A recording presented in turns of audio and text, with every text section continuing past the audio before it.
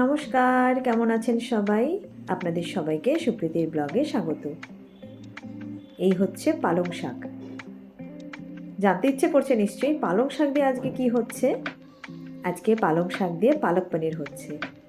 পালং শাক নিয়েছি মোটামুটি 300 গ্রামের মতন, আর পনির নিয়েছি 200 গ্রামের মতন। কারণ আমরা সবাই জানি যখন গ্রিন ভেজিটেবল দিয়ে আমরা কোনো আইটেম বানাই, বিশেষত শাক জাতীয় জিনিস, যখনই সেটাকে পেস্ট করা হয় তখন পরিমাণে বেড়ে যায়। পনিরটিকে নুন এবং হলুদ দিয়ে তার সঙ্গে একটুখানি চিনি মিশিয়েছি। হলুদটি জাস্ট নামমাত্র, কারণ আমরা বিশ্বাস করি হলুদ ছাড়া কোনো কিছু খেতে নেই। এটা হচ্ছে পালংয়ের পেস্ট। এই পেস্ট বানানোর জন্য দুটো উপায় আছে। ফার্স্ট হচ্ছে পালং শাকটিকে একটুখানি গরম জলের মধ্যে ভিজিয়ে নেওয়া, অথবা সেকেন্ড উপায় হলো ডাইরেক্ট পালং শাকটিকে জল দিয়ে ধুয়ে নিয়ে পেস্ট করা। তো আমি একটু গরম জলে ভিজিয়ে নিই, তাহলে পরে পেস্ট করতে আমার সুবিধে হয়। এবার পনিরটিকে ভেজে নিচ্ছি।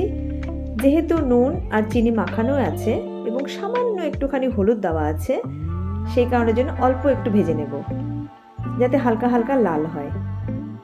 এবং ভাজা হয়ে যাওয়ার পরে পনিরটিকে উঠিয়ে নিয়ে পালংয়ের পেস্টটি দিয়ে দেব। এই পালং শাকের পেস্টের মধ্যে রয়েছে একটু লঙ্কা, একটু আদা। যেহেতু আজকে আমি নিরামিষভাবে বানিয়েছি, সেজন্য পেঁয়াজ দিইনি। যদি আপনারা চান আপনারা পেঁয়াজও ইউজ করতে পারেন, কিন্তু রসুনটা আপনারা চেষ্টা করবেন একটু অ্যাভয়েড করার, কারণ রসুনের গন্ধ অনেকেই পছন্দ করেন না। আমি যেহেতু নিরামিষভাবে করেছি পেঁয়াজ রসুন ছাড়া, একটু আদা আর শুধু একটু স্বাদ মতো লঙ্কা। এবার পনিরটিকে দিয়ে নিয়ে একটুখানি নেড়ে ঘেটে নিচ্ছি। একটুখানি তো কষাতেও হবে, তাই না? নইলে তো টেস্ট আসবে না। কারণ আমি এটুকু বিশ্বাস করি যত কষানো যায় যে কোনো তরকারি, ততই তার টেস্ট বাড়ে। এবার স্বাদ মতো নুন। এবার আবার একটুখানি নেড়ে চেড়ে একটু আঁচটাকে কমিয়ে দিয়ে কম আঁচে একটুখানি বসিয়ে রাখবো।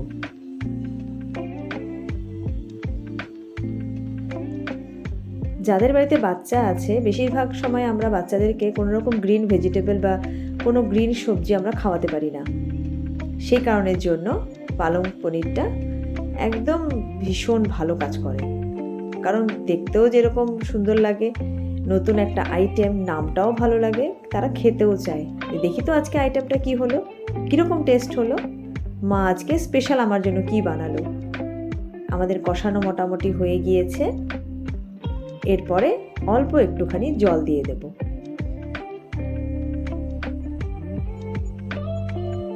আবার একটু নেড়েচেড়ে বসিয়ে রাখবো।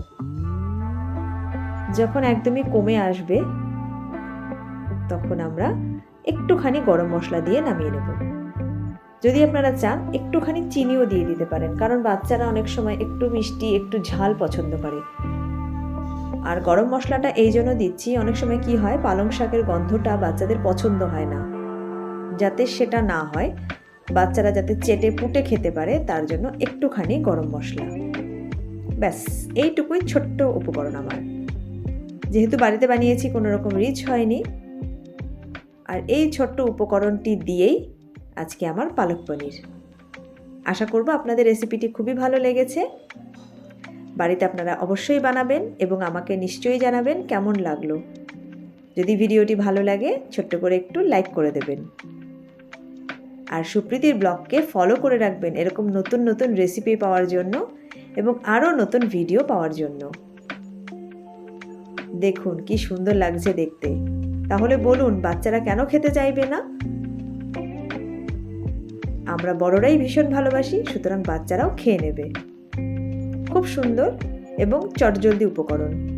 শাকও খাওয়া হয়ে গেল, বাচ্চাদেরকে টেস্টিও খাওয়ানো হয়ে গেল।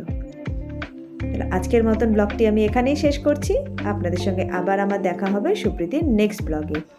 By bye, take care.